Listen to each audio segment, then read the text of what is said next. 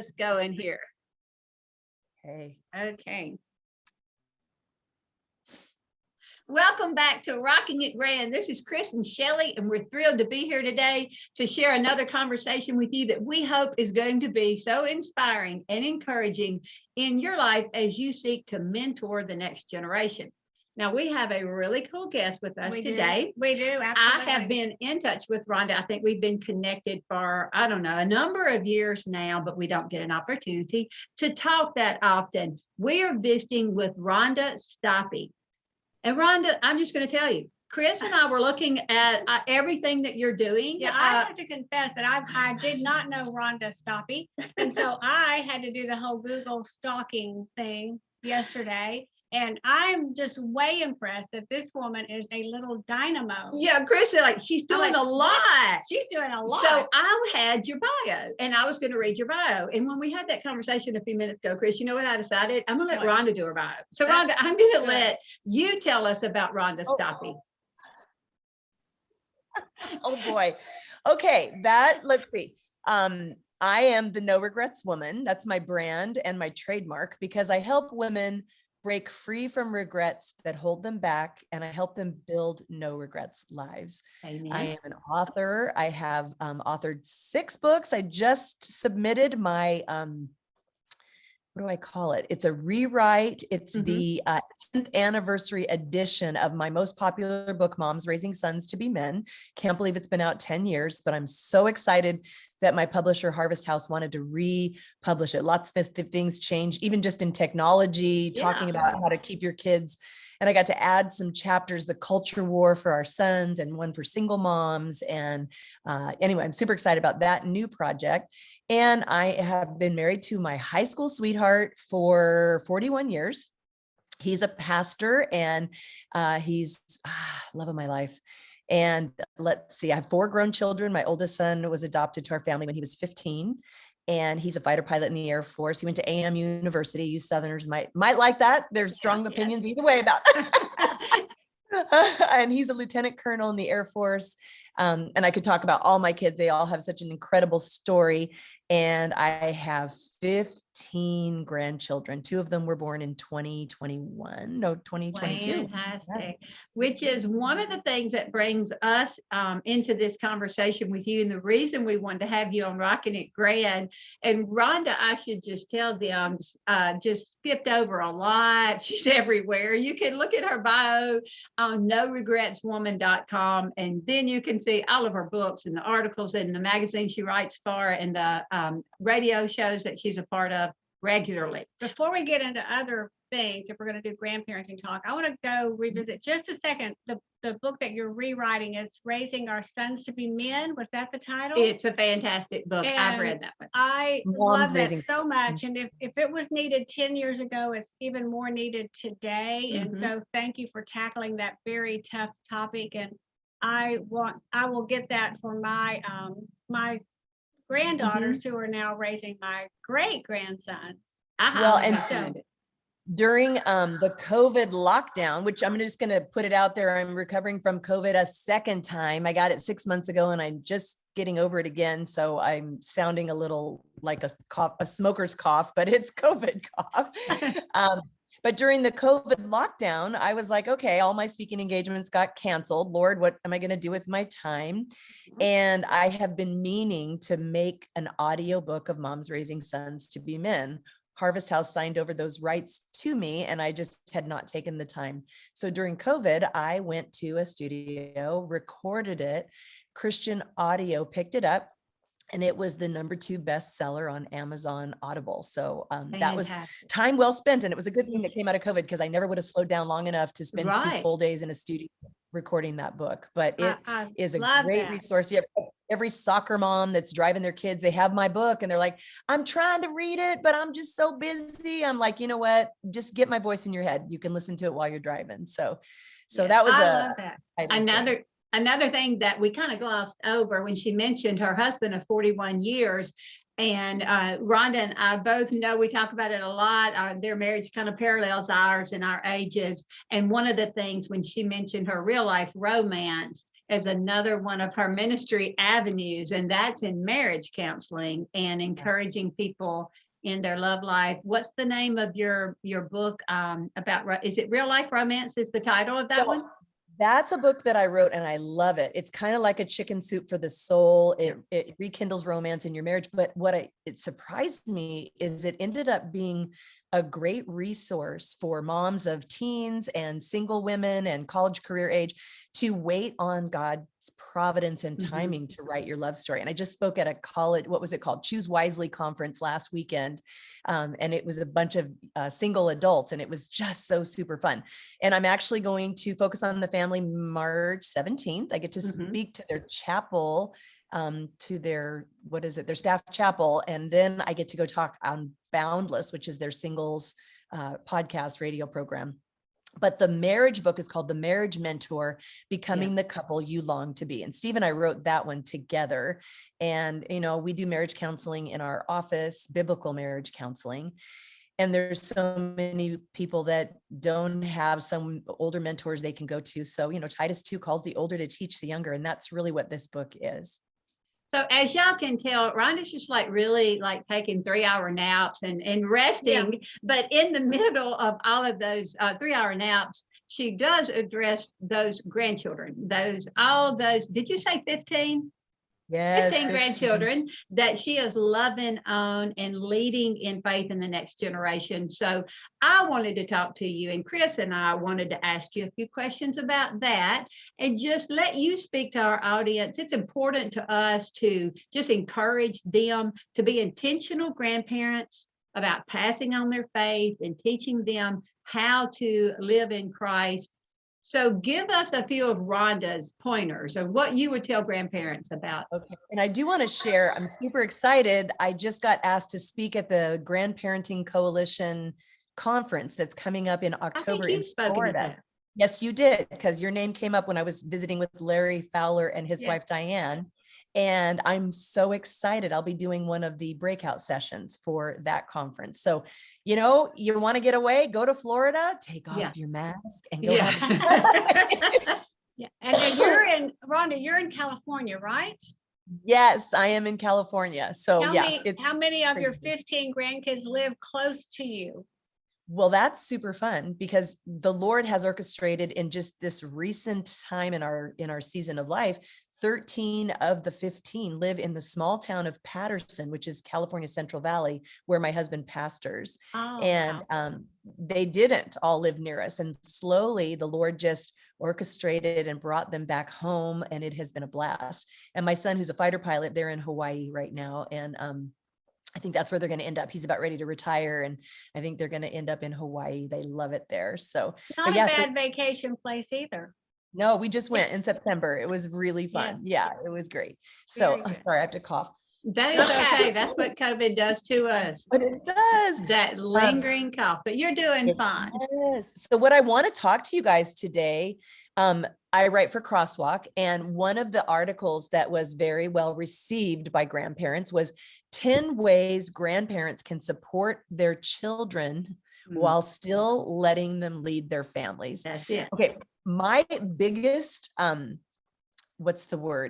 error in grandparenting is I'm too helpful. And my kids know I'm too helpful. When they can't go to something, I'm like, let's make it happen, because I'm all about fun. There is some sort of a personality test. I don't know what it is. Don't care to know what it is. My kids took it for me and they said, Mom, you're a yellow. I go, what does it mean to be a yellow? And they said, you want everything to be fun. And I'm like, I'm a yellow. Oh, we're yellows. Yes, we are too. Yeah. And my oldest daughter, who's very organized and has schedules, said, Mom, my entire childhood makes sense now, because I just shot from the foot of my, the seat of my pants. We just did what we did as the day unfolded. Anyway, I always want it to be fun. I always want the grandkids to be able to have fun. I always want to work out whatever plan they're trying to have to make it fun. And I want to be too helpful. And I've told my kids, because they know that's my spot, that I overstep. And I'm like, if I overstep by being too helpful, know my heart, but please tell me, please stop me, because I don't want to be that mother-in-law who my sons-in-law or my daughters-in-law are saying, oh, your mom's being too helpful again.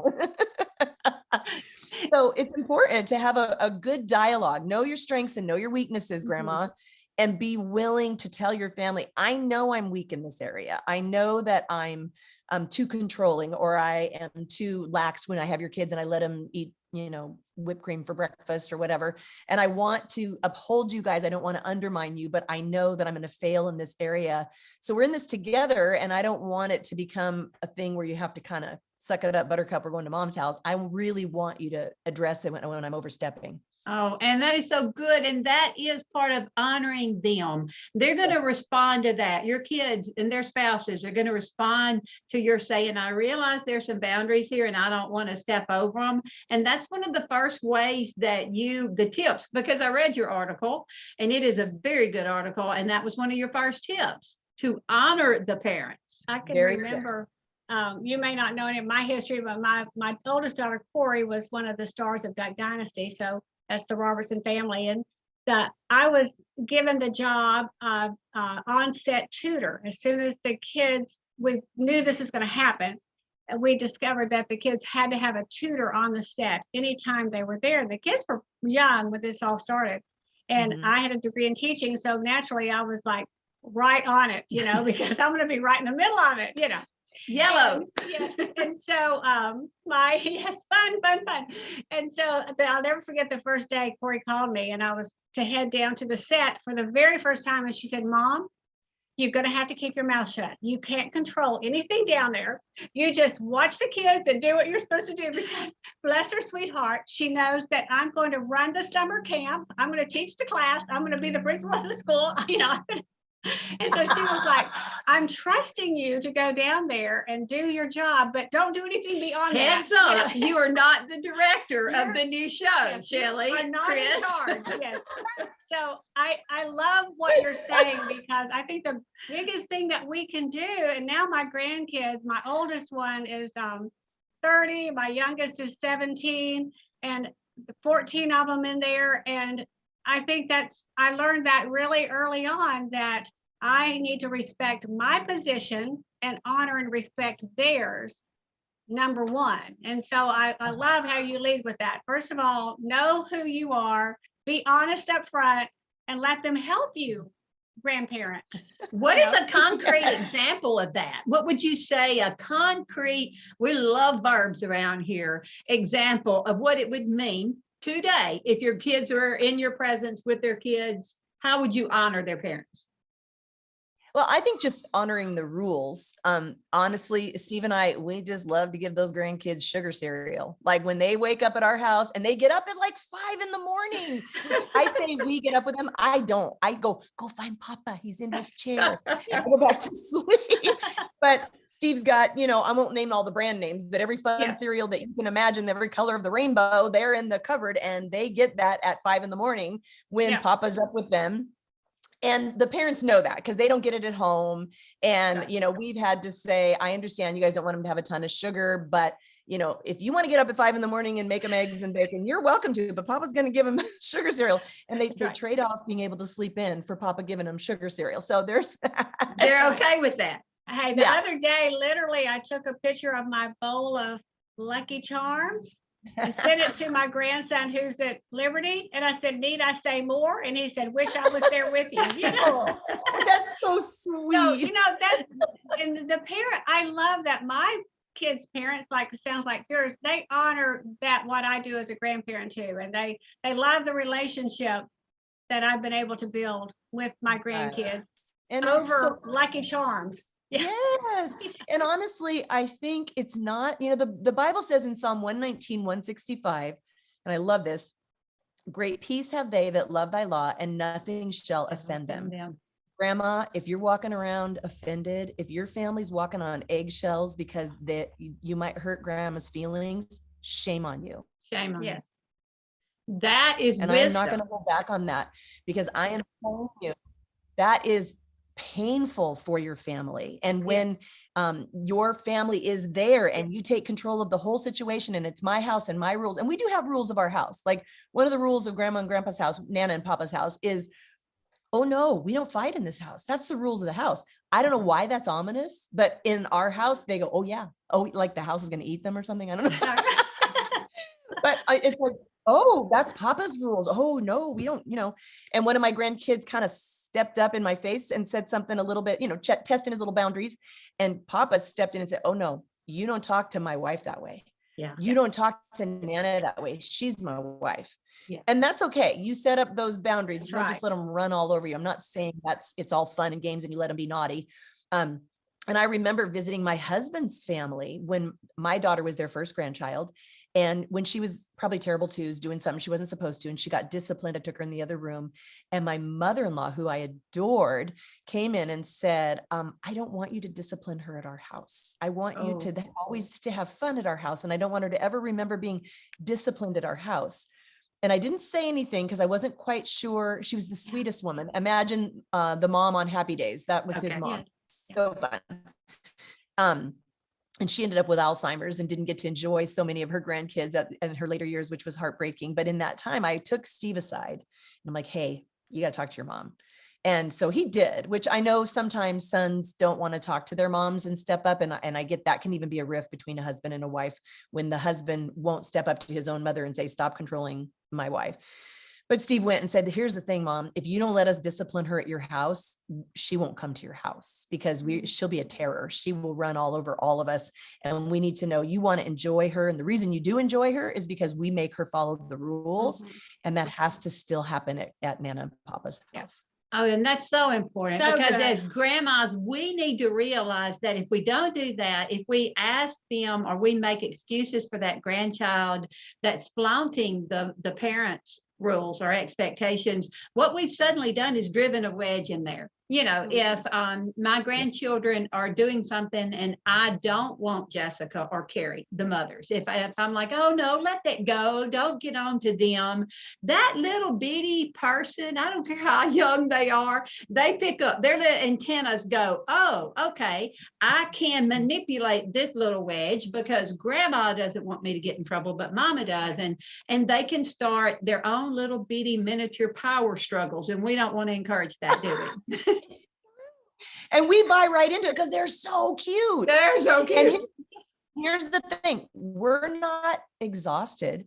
We're not the mom who's losing sleep at night with those babies that are crying and trying to pick up the house. I mean, when I have 15 of my grandkids at my house and I'm watching them, I literally sit in my chair and read books to them and play with them. I don't do anything else. I'm not stressed out because I know my highest and best good is to just sit. And what I love, the chair that I sit in was my mom's chair. Oh, I love it. It doesn't match my decor. And I keep thinking I should, in fact, I even bought a really pretty Restoration Hardware chair to put in front of my fireplace and it was beautiful. It was linen. Like I can't have these kids sit on this chair. No. So out it goes. Yeah. Well, but I remember my oldest granddaughter, Karis Hart. She was asking her mom something and I was saying something and Karis looked at her mom and said, but isn't she your mom? Isn't she your mom? Can't she? And I started saying to my grandkids, oh, Nana obeys mommy and daddy. Nana does whatever mommy and daddy says. If mommy and daddy aren't here, then Nana and Papa are the boss. But if mommy and daddy are here, I'm going to say, ask your mom every time. And there's times I overstep. There's time being too helpful that I have to say, oh, I shouldn't have given them that cookie without asking. I shouldn't have, I showed up yesterday, all my grandkids are in town and I was like, I'm trying not to buy them sugar. So I went to the dollar store and bought them all a bag of Bugles, those chips that I love, which is basically cereal with salt on it. And I drove by all their houses and dropped off Bugles at their house. And they each had their own little bag, which if you're a little kid, and I mean, even, 1-year-old Maisie had her own little bag. And I walked in and I handed them in and one daughter had already fed her kids dinner and they opened them and they enjoyed them. And I went to my daughter-in-law's house and they had just sat down to dinner and I had brought them in and they weren't allowed to eat them. And that triggered my older grandson he didn't want to eat his dinner because he wanted to eat the chips that Nana brought. Yeah. And that was me overstepping. I'm like, I'm so sorry. I should have asked. But it's, it's 2 steps forward, 1 step back. But when they know your heart, when your kids know your heart and that you really don't want to usurp their authority and, you're a yellow and you want everything to be fun, or maybe you're a control freak and mom's raising sons to be men. There's a section called Control Freaks Raise Freaks. We're not trying to raise perfect kids. We're trying to raise kids that know how to recover from when they sin. And the normal Christian life is we sin. We live, we mean to follow Christ. We live in a way that honors him, and then boom, we don't. What do? We repent to him. We ask forgiveness to those that we've wounded. Let our grandkids see us do that, even in front of them, to their parents. I'm so sorry. Nana should have asked first, will you forgive me? Being forgiven, asking forgiveness, giving forgiveness should be the character of our homes. And if they don't see it lived out in front of them, they're not going to, Jesus said the student will be like his teacher, not like the teacher preaches at him, to be like his teacher. That's so good. I've always said, Rhonda, and we've talked about on the podcast before, the advantage that you set for your children when they see that you are under God's authority, that, as you're disciplining them or as you're trying to teach them how to live, when they realize, because you model that before them, that I'm just not coming up with all this out of the blue. I have an authority. I am submitted to Christ, and he's teaching me so that I can teach you. They recognize that type of authority, don't they? I wanted to ask you how, for a few more of those tips that we were mentioning earlier, you talked about in that article, that there are times that you can speak up. So how do you know how and when is the right time to speak to that parent about something that you see? I think if you have built a relationship with them where they know you're not passing judgment, that you're not saying you're not doing it the way I did it. There's things I wish I could go back and change in the way that I parented. I had postpartum and PMS for 4 years, and it was rough on my family. It was humbling. It was a good thing for me to go through because I minister to so many women that have hormonal imbalances. And I know that I would have handled it from a place of arrogance if I hadn't been humbled by it. So I know the Lord knew what he was doing. But if we've built a relationship, honoring them, telling them, you're doing a good job. I love how you're handling this. And sometimes you don't speak. Sometimes you pray for God to raise up a mentor outside of your family, Titus 2 women in their lives at a Bible study, at a MOPS, that there's a mentor mom at a MOPS group, or at, whatever that situation is. It's not all on you to do all the correcting. It's not all on you to be the family fixer. In fact, if you are, people are probably going to cringe when you say, can I talk to you about something? Yeah. Be like, oh boy, mom's got words of wisdom. One of the points is speak words of life. I like this. Parenting guilt is a real thing. Parents beat themselves up enough when they lose their temper or drop the ball. Even when your kids are doing their best as a parent, they're going to blow it just like we did. But if you think you can save them heartache by regularly pointing out their mistakes, you're sadly mistaken. Your practice of acknowledging their errors will likely cause them to avoid asking you for advice. Oh, that's Ouch. Yeah. Yeah. Really, Right? really We're trying to be so helpful. good. We talk Yeah. to so many grandmas, and I'm sure you do too, who are what the kind of the new term is granny nannies. Like they do take care of the grandkids all the time. I did not do that full time with my children. However, my son was a single dad for 8 years, so I was the mom in that situation for 8 years, and still, all of my grandkids, like you, live close to me, and a real big part of my life, like Shelley is with hers too.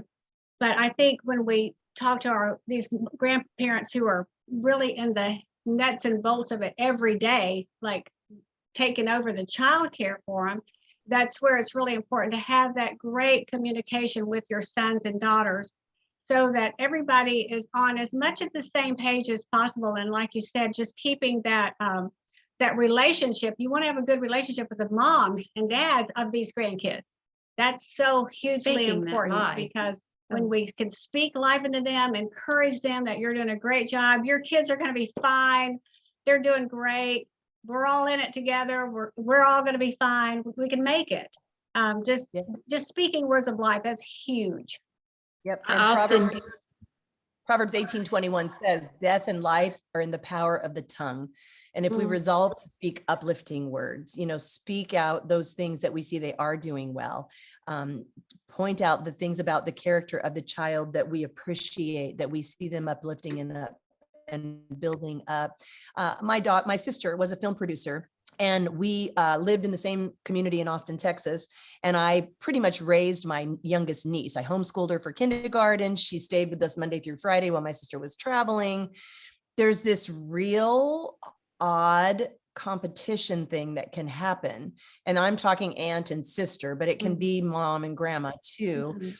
And you have to defer. You Mhm. have to not be the You have hero. to. Yes. You have to let mom be the hero. And if it's your daughter-in-law, she may not say anything to you like your daughter might. Right. But if she feels like she's grateful because she's working full time and he's working full time, and it's so nice that they're with Granny Nanny and not with them, you better ask the Lord, if anyone lacks, where you have to be not letting those kids, allegiances to grandma, not to mom, and make that a competition. I'm here to help mommy and daddy, but mommy's amazing. And let me tell you why.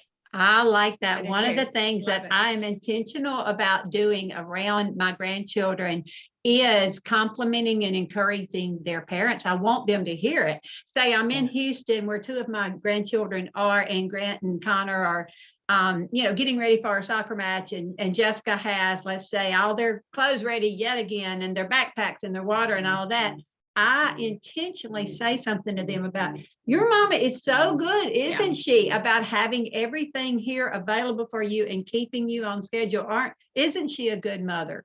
Not only because it helps Jessica, everyone that's in the trenches, these parents need that encouragement, but also it can be eye-opening, and we can serve as the ones that help to open our grands' eyes to see and to be grateful for what their parents are pouring into them. And saying to the parents, how can I help? How am I overstepping? Right. I really want to know. And I'm preaching to myself, because this is my area that I can just push right on. Let me just help. Let me just do it. I got it. And even when they say no, like, here's an example. We were at my son's, Brandon, who's a worship pastor in Modesto, California at Big Valley Grace Church. They just recently moved here from Southern California for that job, which we're just so excited because now they live close to home.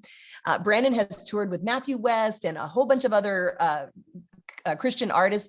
But when he got married to Jesse, he decided he wanted to be part of a local church and not be away from his family. I'm so proud of him. But we were all at their house, kind of the first time we've all had a family thing at their house. And we were trying to plan something and figure out, there's a bunch of family weddings we're all trying to figure out how to go to. And my youngest daughter, Kayla, who's the most like me, she said, you should do this to my daughter-in-law, Jessie. You should do this. How about if you do this? And then you could do this. And she goes, I know I'm totally being mom right now. And I'm like, I'm right here. Right here. I hear you. I hear you. Yep. Been there, done that. Yes. Yeah. Rhonda, you are such a joy to visit with. We're just going to have to ask you and get it on record that you'll come back to Rocking It Grand and share with us at another time. But we have ran smack out of it today. So let us jump to a question that we enjoy asking our guests. We want you to take, when you answer this, faith and church, family, faith and family, right? That's the two that we want to take off the table. Beyond that, what is something that Rhonda still wants to be rocking into her later years? My skinny jeans. I love it. Yes, very good. Yeah. Okay. The other day, So here's the thing. I'm gonna be 61 years old, and I can still wear junior size clothing in some things. But I just went shopping yesterday and did a try on and bought a bunch of spring clothes. Didn't need them at all, but I've been sick, and I told Steve I absolutely did not need to go shopping, but I did it anyway. Yeah. But there's things that you try on and you look in the mirror and you go, I can, but should I? But should I? Yeah. Just the other day, my husband said, are skinny jeans out now? And I said, clearly not. Look at me. Look at what I have I'm on. wearing them. I love your answer, though. That is fantastic. Very I good. love the off-the-cuff response. We enjoy what everyone has to share when we ask that question. Look, thank you for being by Rocking It Grand. It has been such a pleasure, and we appreciate having you.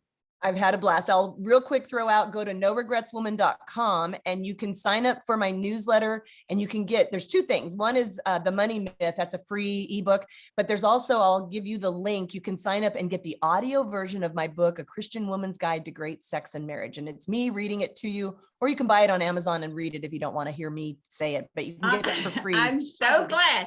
Thank you for adding those tidbits. We're going to put them in the show notes, but I had that in my notes to bring up and I didn't. So I want people to get your freebies. So go to noregretswoman.com and get those freebies today.